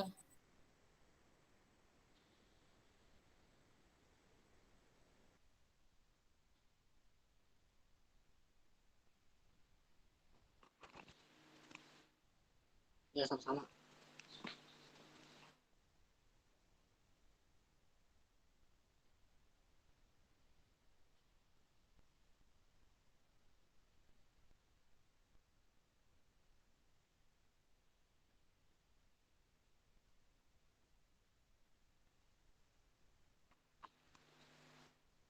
Iya, cek. Punten kayaknya MC-nya ada gangguan jaringan ya, teman-teman. Baik. Mungkin sesi selanjutnya mungkin boleh teman-teman untuk on cam terlebih dahulu kita foto bersama. Boleh yuk teman-teman. Ya sepertinya punten MC-nya ada kendala sinyal. Boleh yuk teman-teman yang bisa on cam kita foto bareng dulu, kita foto bersama nih sama pemateri kita Kang Hakim pada hari ini. Luar biasa sekali teman-teman. Wah, hari Sabtu kita dapat banyak ilmu ya tentang digital marketing. Yuk boleh yang masih belum on cam nih, tim PDD mungkin bisa dikomandoin untuk sesi fotonya. Oke, teman-teman, mohon untuk on cam ya. Masih banyak nih yang belum on cam. Nah iya, yuk boleh on cam teman-teman. Wah, luar biasa nih kader-kader kelas muda yang bersemangat ya, selalu belajar nih. Semoga teman-teman nanti habis ini, setelah kelas ini bisa punya ide bisnis kali ya. Keren banget nih, dari mahasiswa tadi kata Kang Hakim juga kan harus dibentuk ya, bisnis. Okay. Boleh silakan, Ojan gimana? Udah on cam semua belum? Kayaknya udah cukup segini deh yang ini. Kan. Tapi lanjut aja ya. Oke, 1, 2, 3. Oke, mungkin satu kali lagi. Boleh, gaya bebas teman-teman. Oke, gaya bebas. 1, 2, 3. Oke, terima kasih. Terima kasih Fauzan. Baik, mungkin acara berita MC-nya udah ada nih. Boleh Opi, Iya, silakan. mohon maaf ya kakak, tadi Ya, koneksinya terputus. Oke, nggak apa-apa, dilanjut aja, tadi udah foto bersama. Oke, baik. Selanjutnya yaitu penyampaian tugas yang akan disampaikan oleh Kak Enelsa Ramadanti selaku Kepala Biro Fundraising. Kepada Kak Enelsa kami persilahkan.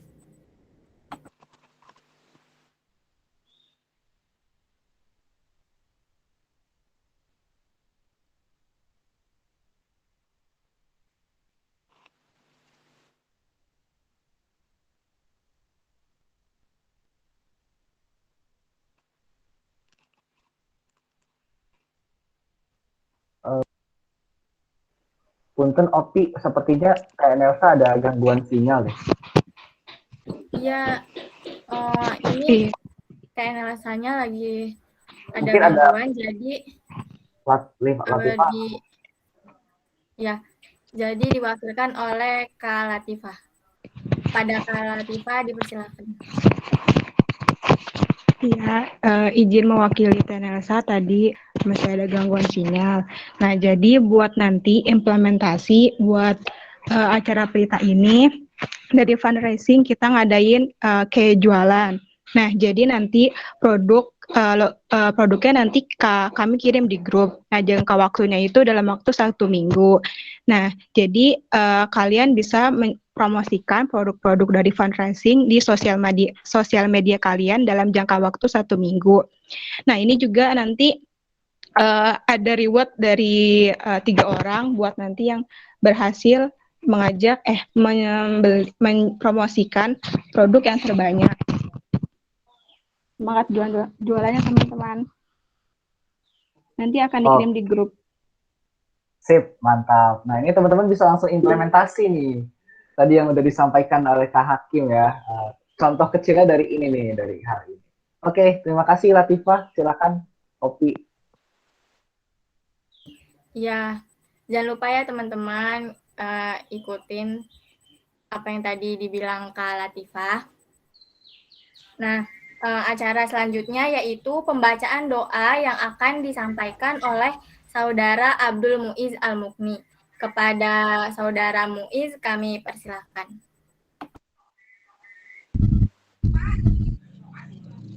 Assalamualaikum warahmatullahi wabarakatuh. Waalaikumsalam warahmatullahi wabarakatuh.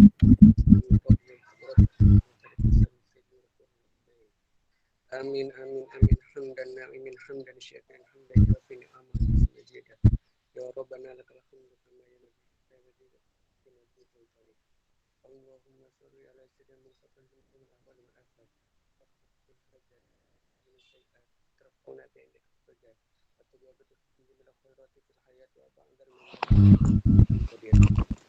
Allahumma inna nas'aluka salamatan fid din wa afiyatan fil jasad wa ziyadatan fil ilmi wa barakatan fil rizqi wa taubatan qabla al-maut wa rahmatan indal maut wa maghfiratan ba'dal maut.